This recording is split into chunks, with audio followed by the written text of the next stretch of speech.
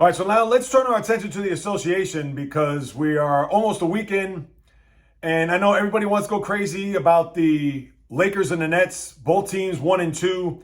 Lakers getting their first win last night against the Memphis Grizzlies to where Carmelo Anthony surpasses Moses Malone, ninth on the all-time list. So congratulations to him. And then the Nets, who lost their home opener yesterday amidst some controversy outside of the arena before the game, where we had a bunch of protesters standing with Kyrie, not taking the vaccination, where you had protesters trying to bum rush into the Barclays Center. And we all know everything that surrounds Kyrie, the Nets, to where Kevin Durant even said in the postgame after losing to the Charlotte Hornets how he's not looking forward to Kyrie Irving coming to quote-unquote save us, that they have to figure it out on their own, and rightfully so. And with the Nets losing to Milwaukee and getting blown out in their opener, where the Bucks raised the banner of their championship, and then winning against the Sixers there on Friday night, to where the Nets and Lakers, teams that look to be on a collision course, although it's way, way, way too early to even think about it or discuss it, but those are the two teams that's going to be on everybody's radar. And by them coming out of the gate the way they have been, even the scuffle, Anthony Davis with Dwight Howard, as you saw, which was much ado about nothing. LeBron James hurting himself in a collision, probably day to day. He is LeBron James, although he has come down with a couple of injuries in his Laker tenure that have been much longer than it has been early on in his career. But I'm not going to get too crazy about what those two teams are doing right now. I know the talk is what's going on in Philadelphia as the next step in the Ben Simmons saga. And all I'm going to say about that is he needs to be off the team ASAP. I don't care what Daryl Morey says. I don't care what he has concocted.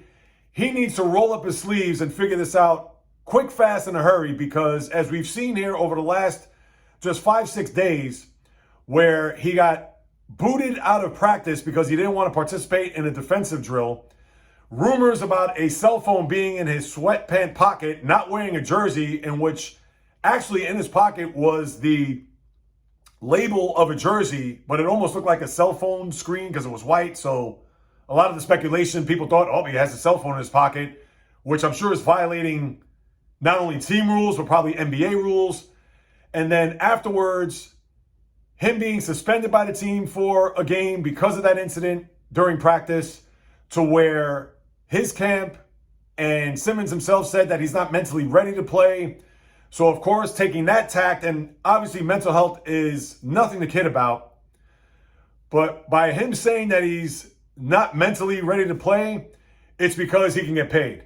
He doesn't have to worry about being suspended. He doesn't have to worry about being fined, docked, whatever it may be, because whenever you bring the mental health aspect into it, of course, just like anything else, you're going to treat it with kid gloves, and whatever's collectively bargained, you know that the NBA can't do anything to dock his pay or to add to what already is, I believe, somewhere in the vicinity of $300,000 to $400,000 that he's already been fined to date. So Simmons can pretty much sit back, sit out until he's mentally ready to play. But like I said last week, and even some of his teammates, not all of them, but some of them have even, I don't want to say turned on him, but they look at this soap opera as one that they don't want to deal with. Where Joel Embiid, although that's his brother, and he said before the home opener on the microphone to the crowd that we're going to support him, but at the same time, he did say that I'm not here to babysit him.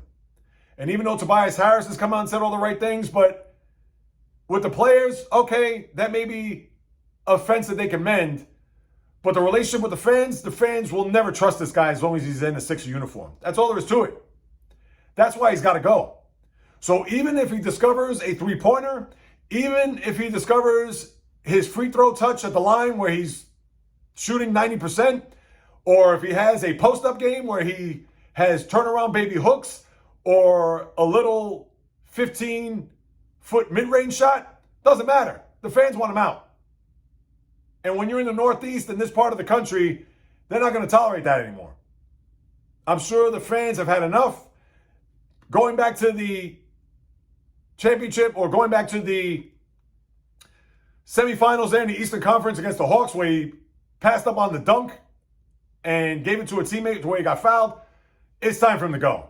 And I understand if you're the GM, Daryl Morey, you're not going to get back what you deserve considering his talent and what he's able to bring, despite the fact he can't shoot the ball in the ocean. But he's going to have to bring probably 50 cents back on the dollar. And it's going to be tough because whenever you have a big contract and he has, 4 more years at $145 million, you're going to have to bring a big contract back. Who's going to do that at the start of the season? Nobody. So you're going to have to get a ton of expiring contracts that are players that are making at least anywhere between $18 to $25 million. Yeah, good luck in doing that. And you're not going to get a ton of draft picks back, so who knows? Simmons may be out to the All-Star break until maybe a team could broker a deal at that time, but right now, everybody's sitting pretty with their rosters. Nobody's making any changes. And this is just a disaster if you're a Sixer fan, if you're Doc Rivers, and even the team for that matter. Because the bad taste of last year, knowing that you were a number 1 seed, you lose to the Hawks in 7 games to where you lost 3 games at home. And then you go into this season, more promise, high expectations, and then you have to deal with this. Disaster. There's no other way to cut it.